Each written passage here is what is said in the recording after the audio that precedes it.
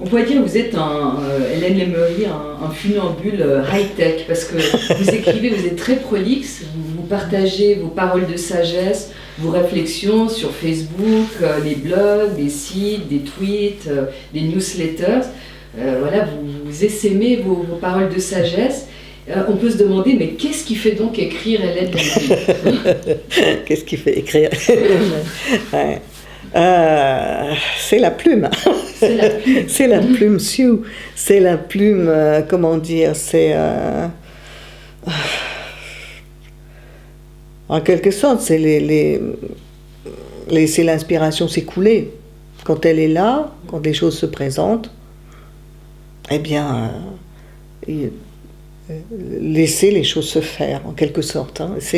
Ça rejoint aussi cette image un petit peu du funambule, c'est-à-dire quelque chose est là, vivant, ou traverse, quelque part, ça ne semble pas vous appartenir complètement. Il y a cette idée que ça peut sortir parce que c'est bien que ça sorte, ça passe à travers soi, mais ça peut aussi... C'est un acte d'une grande générosité parce que vous y consacrez beaucoup de temps, vous faites ça dans la plus pure gratuité. Et c'est important pour vous, c'est une manière de rester en contact avec ceux qui vous d'élargir justement. Ouais.